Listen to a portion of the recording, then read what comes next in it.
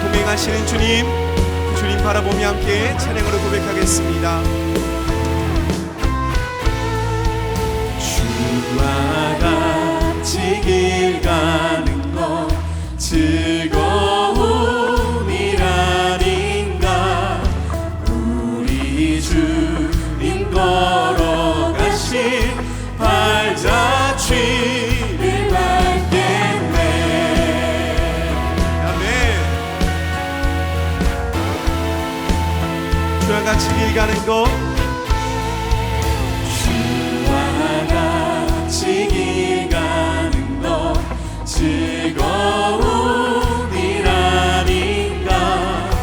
우리 주님 걸어가신 발자취를 밟겠네. 한 걸음 한 걸음 주 예수와 함께 날마다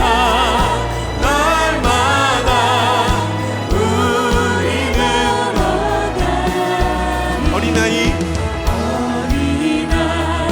같은 우리 미련하고 약하나 주의 손에 이끌리어 생명길로 꽃이 피는 들판이나 꽃이 피는 들판이나 험한 골짜기라도 주가 인도하는 대로 주와 같이 가게. 한 걸음 한 걸음 한 걸음 주 예수와 함께 날마다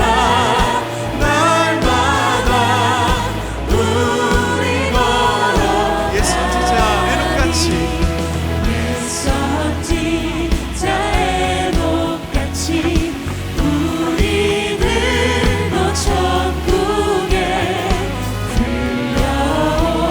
들려올라갈 때까지 주와 같이 걷겠네. 한 걸음 한 걸음 한 걸음 주 예수와 함께 날마다 우리 걸어. 한 걸음 한 걸음 한 걸음 한 걸음 주 예수와 함께 날마다 우리 걸어가리. 할렐루야. 주님 찬양합니다.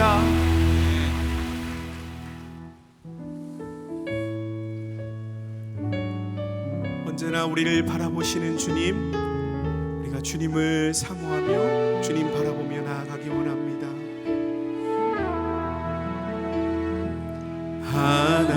하나님의 사랑을 사모하는 자, 하나님의 평안을 바라보는 자, 너의 모든 것 창조하신 우리 주님이 너를 얼마나 사랑하시는지 하나님께 찬양과 경배하는 자, 하나님의 선하심을 닮아가는 자, 너의 모든 것 창조하신 우리 주님이 너를 자녀 삼으셨네. 하나님 사랑의 눈으로 하나님 사랑의 눈으로 너를 어느 때나 바라보시고 하나님 인자한 비로소 언제나 너에게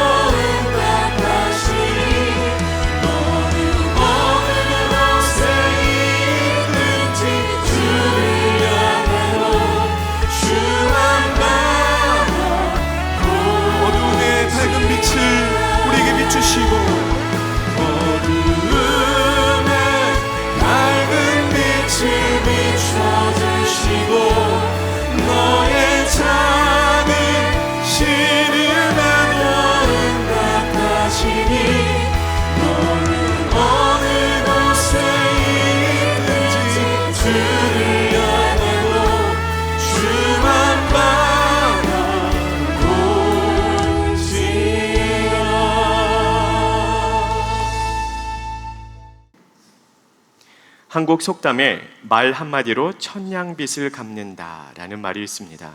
말이 얼마나 중요한지를 잘 표현해주는 속담입니다.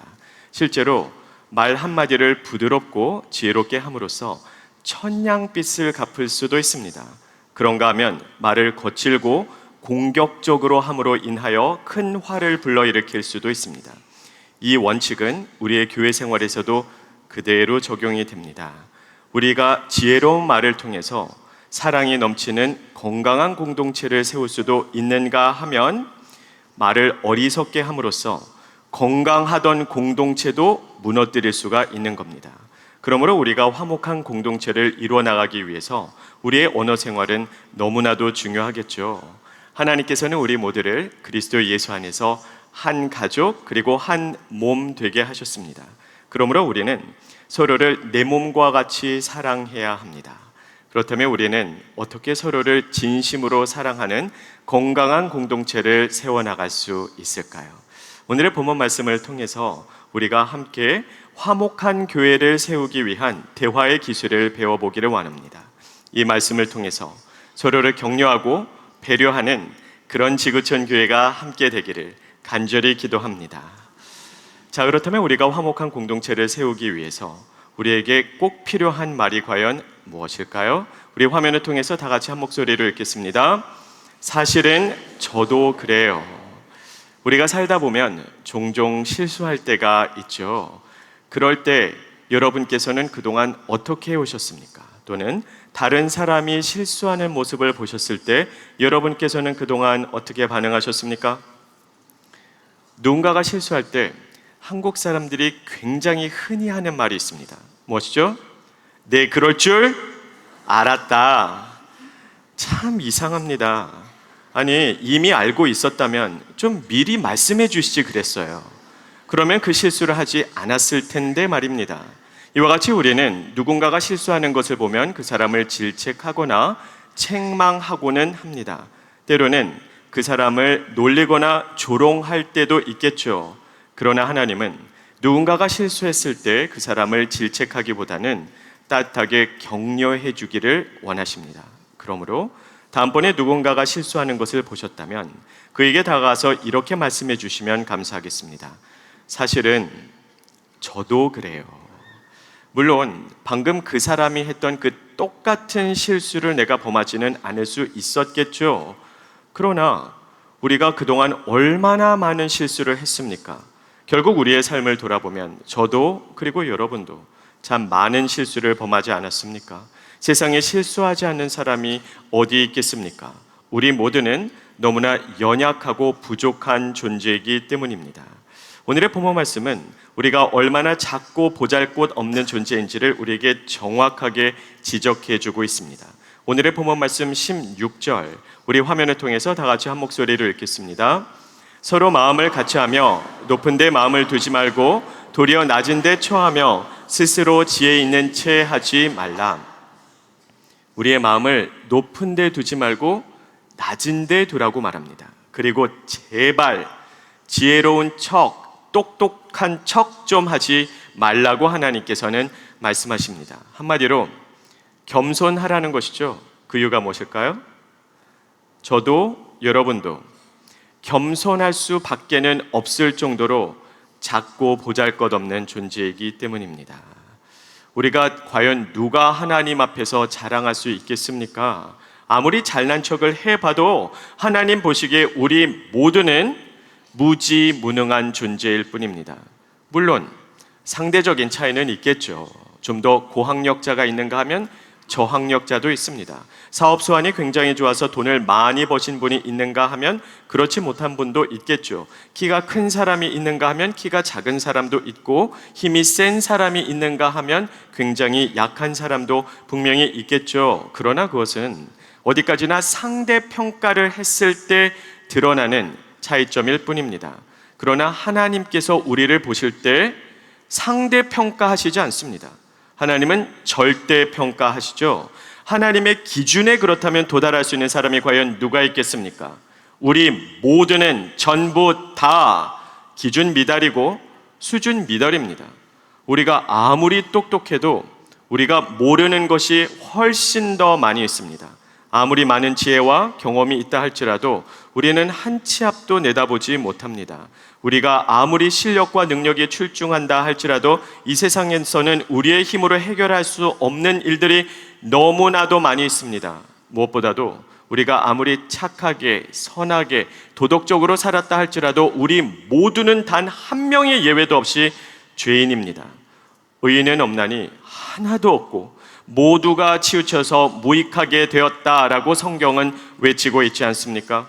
로마서 3장 23절 말씀처럼 모든 사람이 죄를 범하였음에 하나님의 영광에 도달하지 못했습니다. 바로 이것이 온 인류를 향한 하나님의 최종 판결입니다. 하나님의 영광에 도달하지 못했기에 우리 모두는 기준 미달이고 수준 미달이라는 것이죠.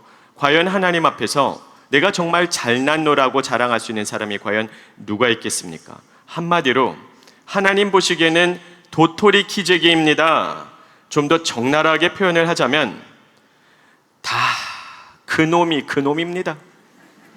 아무리 똑똑한 척해도, 아무리 잘난 척해도 하나님 앞에서는 도토리 키재기에 불과하다는 것이죠. 우리가 그렇게 부족한 존재라는 것을 인정한다면 다른 누군가가 실수했을 때 이렇게 말해줄 수 있지 않겠습니까? 사실은 저도 그래요. 여러분이 잘 아시는 바와 같이 저는 저의 청소년기를 중남미 과테말라에서 보냈습니다. 한때 과테말라 교회에서 중요한 사역을 추진하고 있었는데 그 사역을 완성하기 위해서는 시의 허가를 받아야만 했습니다. 그래서 여러 차례 시도한 결과 굉장히 어렵게 시의 고위 관리와의 모임을 약속받았습니다. 자, 그런데 문제는 통역할 사람이 없었다는 겁니다. 그때 과테말라 교회는 한국어 외국어 대학교에서 스페인어를 전공하신 집사님이 계셨지만 하필이면 그때 출장을 가셔야 했기에 그분은 참석할 수가 없었습니다. 그 다음으로 스페인어를 조금 괜찮게 하는 집사님들도 계셨지만 역시 모두가 개인적인 사정으로 그 모임에는 참석할 수가 없었습니다. 하는 수 없이 궁여지책으로 그냥 한 사람을 징집해 버렸습니다. 그날 통역사로 선정된 그 불운의 주인공은 과연 누구였을까요?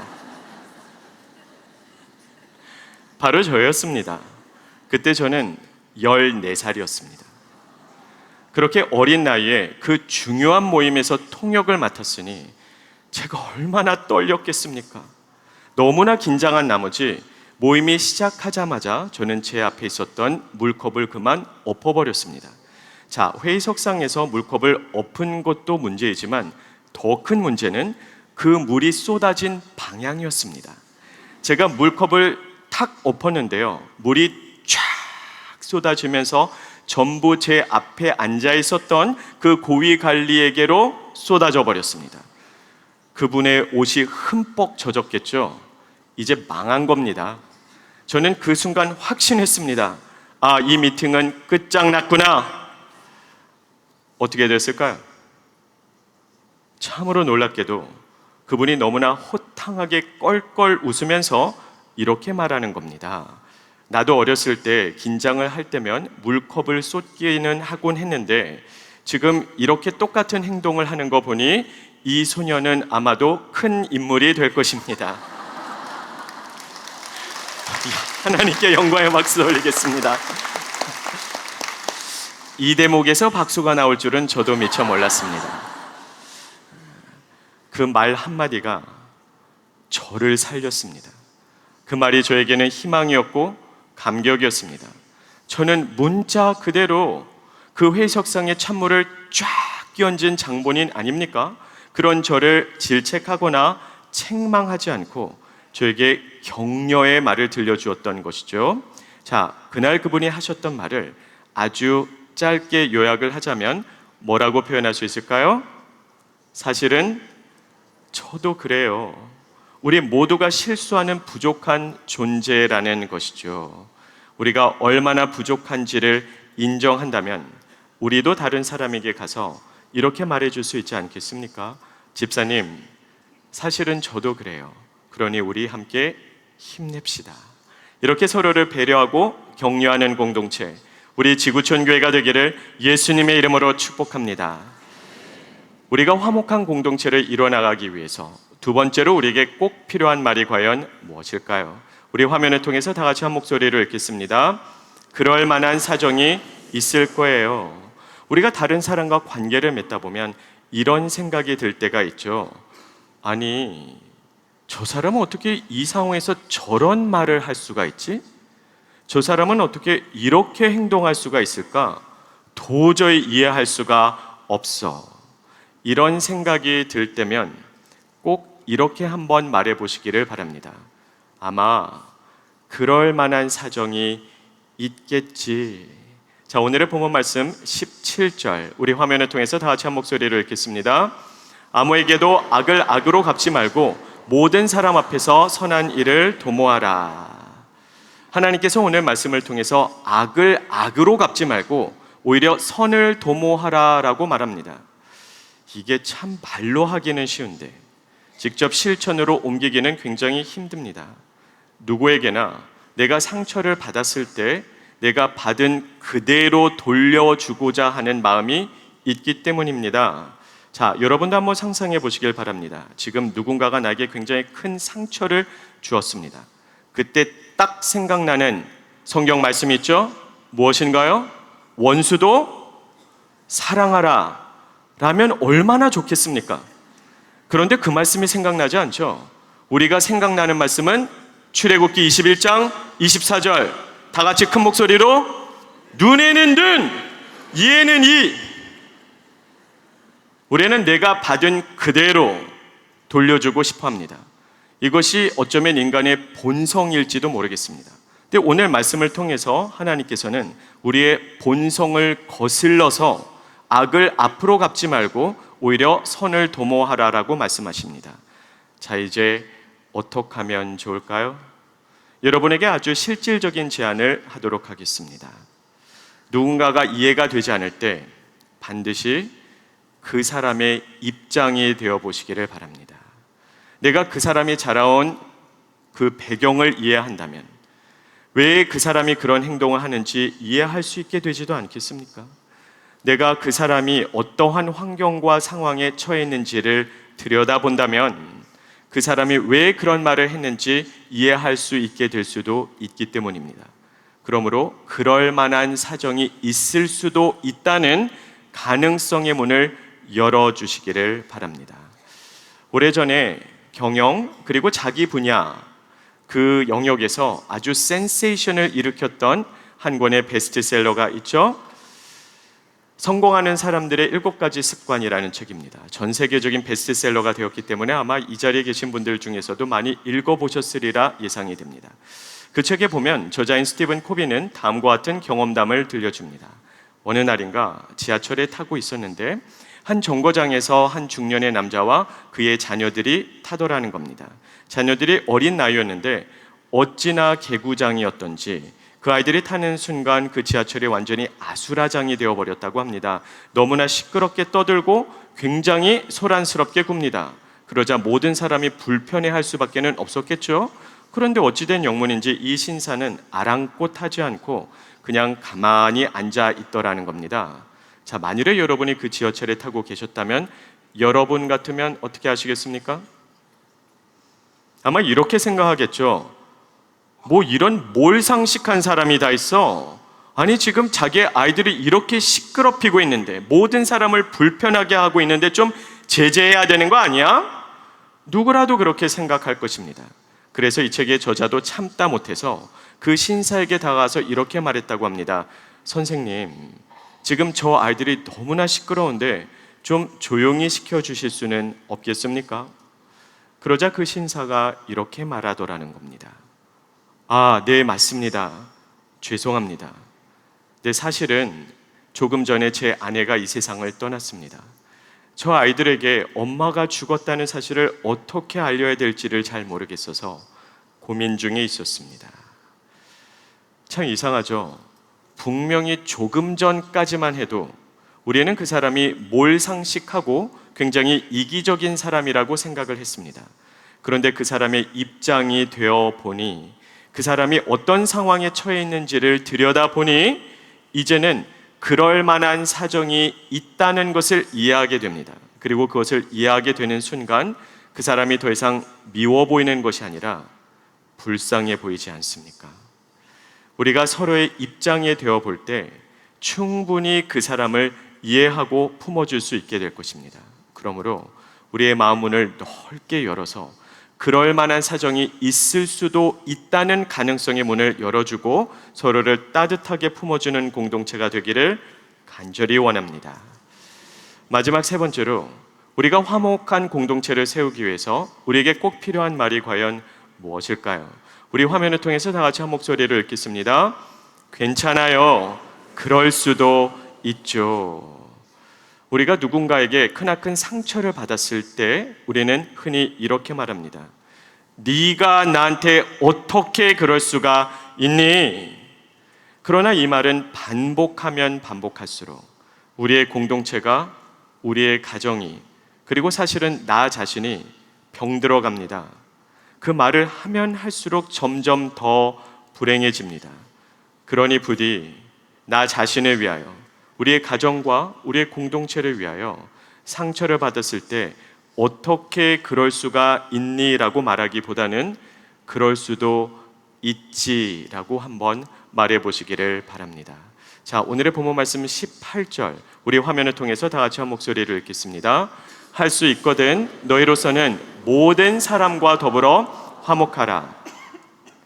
오늘의 본문 말씀은 우리가 모든 사람과 더불어 화목해야 되는데 할 수 있거든 이라고 기록이 되어 있습니다. 이건 무슨 뜻일까요? 한두 번 시도해도 보고 할 수 없거든 그냥 포기하라는 뜻입니까? 여기서 한국 번역에 작은 아쉬움이 남습니다. 헬러 원어를 좀 더 정확하게 직역해 놓은 영어 성경에 보면은 다음과 같이 번역이 되어 있죠. As long as it depends on you. 너에게 달려 있거든 또는 너에게 아직 결정권 또는 선택권이 있는 한 반드시 서로 화목하라는 것입니다. 이것은 다른 말로 하자면 최선을 다해서 혼신의 힘을 다해서 하나됨을 지켜내라는 겁니다. 아직 내가 기도할 수 있다면, 아직 용서할 수 있는 기회가 있다면, 아직 나에게 힘이 남아있고 숨이 남아있다면 화목하라는 겁니다. 그것이 우리를 향한 하나님의 뜻입니다. 자, 그렇다면 이제 어떻게 하면 좋을까요? 역시 다시 한번 여러분에게 아주 실질적인 제안을 드리도록 하겠습니다. 괜찮아요. 그럴 수도 있지라는 말을 한번 밥 먹듯이 해보시기를 바랍니다. 그러면 우리의 삶이 그리고 우리의 공동체가 달라지는 것을 여러분은 보게 될 것입니다. 일제강점기 시절에 신앙을 지키기 위해서 옥살이를 하셨던 안희숙 사모님이라는 분이 계시죠. 아마 많은 분들이 잘 알고 계실 것입니다. 그분의 저서 죽으면 죽으리라는 한국 교계에서는 모든 크리스천들의 고전입니다. 그분의 또 하나의 저서가 있죠. 그럴 수도 있지라는 수필집인데요. 지난달에 있었던 우리 지구촌교회 전체 사역자 그리고 교육자 수련회에서 이동원 원로 목사님께서 저희에게 추천해 주신 책이기도 합니다. 자, 그럴 수도 있지라는 책에 보면 그럴 수도 있잖아요 라는 시가 기록이 되어 있는데요. 그 시의 내용을 여러분에게 나누고 싶습니다. 다만 전문은 다소 길기 때문에 여러분에게 부분을 발췌해서 함께 나누기를 원합니다. 우리 화면을 통해서 다 같이 보시겠습니다. 제가 읽겠습니다. 화 잘 낸다고 나무라지 마세요. 일 때문에 피곤하고 신경이 늘어지면 그럴 수도 있잖아요. 늘상 늦는다고 수군거리지 마세요. 일이 많아 바쁘고 전화통화를 하다 보면 그럴 수도 있잖아요. 욕심이 많다고 욕하지 마세요. 매번 다른 사람 생각을 미처 못하다 보니 그럴 수도 있잖아요. 무식하여 아무것도 모른다고 멸시하지 마세요. 배울 수 있는 길이 제한되어 못 배웠으니 그럴 수도 있잖아요. 인색하고 사랑이 없다고 미워하지 마세요. 경제에 시달릴 때를 염려하여 절제하다 보니 그럴 수도 있잖아요. 이해하세요. 우리 이해하기로 해요. 내가 나를 싸매고 가리고 변호하듯 그럴 수도 있다는 생각을 밥 먹듯 하기로 해요. 우리가 내가 무엇인가 잘못했을 때는 얼마나 크나큰 열심과 열정으로 내 자신을 변호합니까? 나는 그럴 수밖에는 없는 상황이었노라고 너도 나의 입장이 되어보면 아마도 이해할 것이라고 우리는 말을 하고는 합니다. 근데 참 이상하죠. 우리는 다른 사람이 나의 입장이 되어서 나를 이해해 주기를 바라지만 내가 다른 사람이 입장이 되어서 그 사람을 이해해 주고자 하지는 않을 때가 참으로 많이 있습니다. 그러나 우리가 마음을 넓게 열어서 그럴 수도 있지라고 말을 한다면 우리의 삶도 우리의 공동체도 놀랍게 변화될 것이라고 말씀하고 있습니다. 물론 한 가지는 오해하지 마셔야 됩니다. 괜찮아요, 그럴 수도 있죠 라는 말은 피해자가 가해자를 사랑으로 품어주기 위해서 할 수 있는 말이지, 가해자가 피해자에게 자기의 행동을 정당화시키기 위해서 할 수 있는 말은 아닙니다. 가해자가 이렇게 말한다고 한번 상상해 보세요. 야, 뭘 그렇게 화를 내고 그래? 그럴 수도 있지. 너 김우준 목사님 설교 못 들어봤어? 그럴 수도 있지라고 말하라고 그랬잖아. 왜 너는 말씀대로 살지 못하는 거야? 과연 이렇게 말할 수 있을까요? 그럴 수는 없습니다. 이건 적반하장이죠. 그래서는 안 됩니다. 이것은 피해자가 가해자를 용서할 때 해줄 수 있는 말이기 때문입니다. 자, 물론 안희숙 사모님께서 말씀하신 것처럼 작은 상처를 남겨주는 것 외에 우리에게 평생 잊을 수 없을 만큼 크고도 깊은 상처를 남겨주는 사람도 있죠. 아무리 잊으려고 해도 그 상처가 아물지를 않습니다. 그 사람 생각만 하면 이가 갈리고 자다가도 벌떡 일어납니다. 그럴 때면 우리는 이렇게 외치고 싶죠. 어떻게 네가 나한테 그럴 수가 있니? 이 말은 그만큼 그 사람이 나에게 큰 상처를 입혔다라는 뜻도 되고, 그와 동시에 다른 사람은 다 몰라도 너만은 나에게 그래서는 안 된다라는 뜻이기도 합니다. 우리가 살다 보면 그런 사람을 만날 때가 있지 않습니까? 다른 사람은 다 몰라도 당신만은, 너만은 나에게 그래서는 안 됐어. 어떻게 네가 나에게 그럴 수가 있니? 이런 말을 하고 싶은 충동을 느끼게 하는 사람, 여러분 주위에도 한두 명쯤은 있지 않습니까? 내가 가장 사랑했던 사람, 가장 신뢰했던 사람, 가장 많은 시간과 애정과 정성을 쏟아부은 사람이 나에게 그럴 수는 없었기 때문입니다. 자, 그럴 때면 어떻게 하면 좋을까요? 많이 아프시겠지만, 그리고 결코 쉽지 않겠지만 마음속으로 다음의 질문에 솔직하게 답해 보시면 좋겠습니다. 인류 역사상 있었던 모든 일들 중에 가장 그래서는 안 되는 단 하나의 사건이 있다면 그것이 과연 무엇일까요? 바로 예수님의 십자가입니다. 그럴 수는 없습니다. 그래서는 안 됐습니다. 예수님은 거룩하신 하나님이십니다. 만왕의 왕이시고 만주의 주이시며 우리의 삶의 주인 되시고 우리의 창조주 되십니다.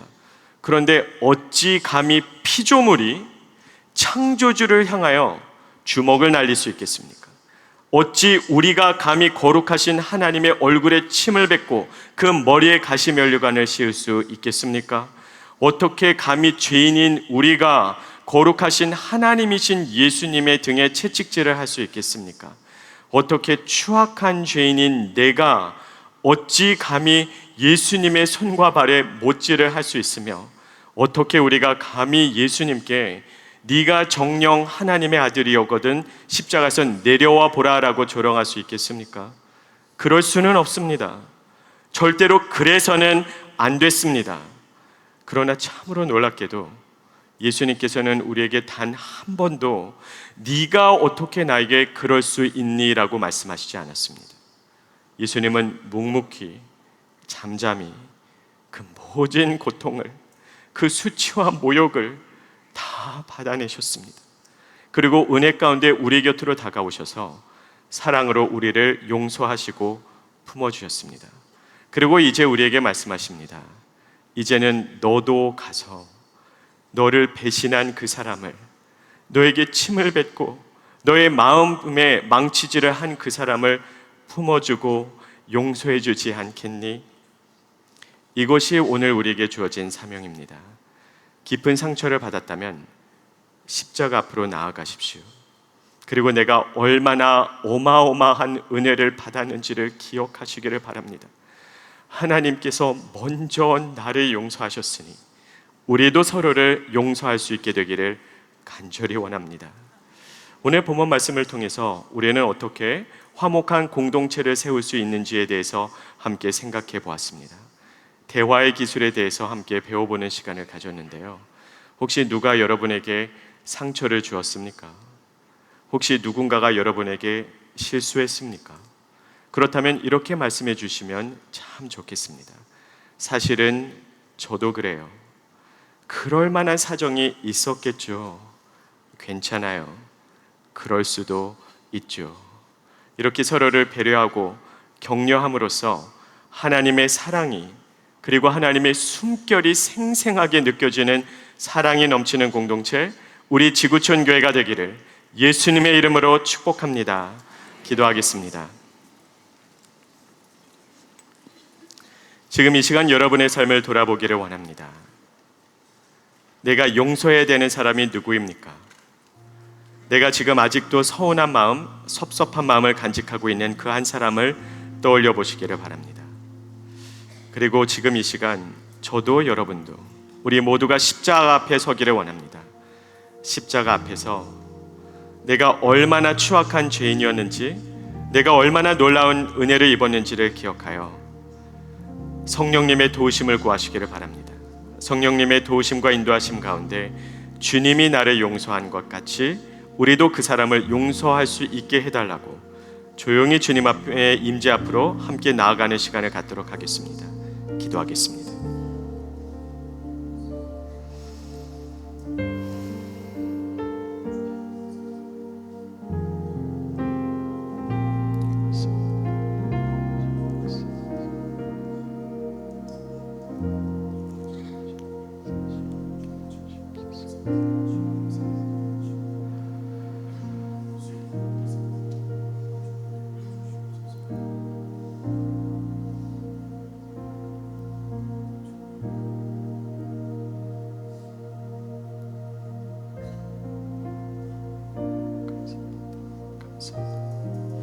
참 좋으신 아버지 하나님, 내가 아직 죄인 되었을 때에 하나님과 원수 되었던 그때 제가 하나님의 얼굴에 침을 뱉고 얼굴에 주먹질을 하며 머리에 가시관을 씌우고 감히 추악한 죄인인 우리가 주님의 손과 발에 못을 박았던 그때 우리에게 먼저 다가와 주시고 우리에게 은혜를 베풀어 주셨으니 그 은혜를 기억하여 하나님이 나를 용서하시듯 우리도 서로를 용서하게 하여 주시옵소서.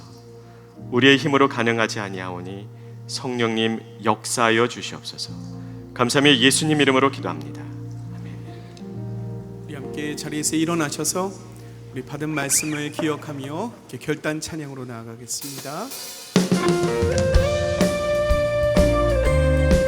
우리 박수 치면서 함께 찬양하겠습니다. 아주 먼 옛날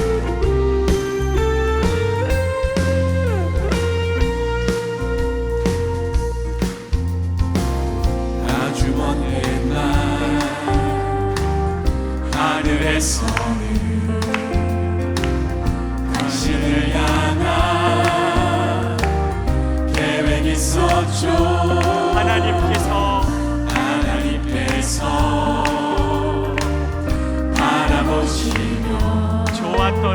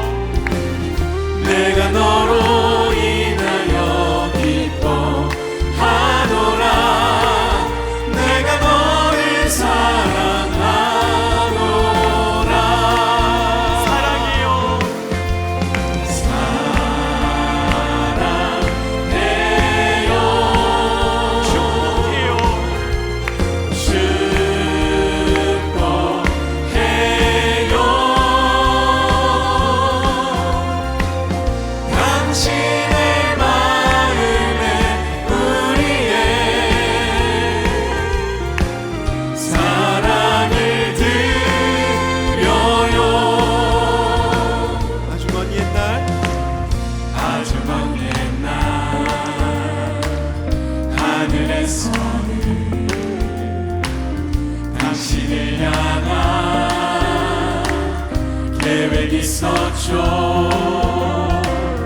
하나님께서 바라보시며 주었더라도 말씀하셨네. 이 세상 그 무엇보다 이 세상 그 무엇보다 귀하게 나의 손으로 창조하였노라. 내가 너로 인하여 기뻐하노라. 내가 너를 사랑하노라. 서로에게 손을 펼치고 함께 축복하며 찬양하겠습니다.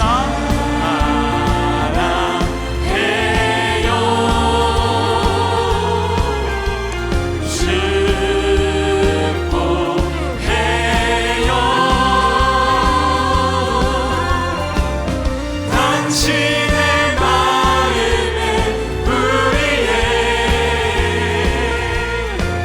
사랑을 드려요. 사랑해요, 축복해요.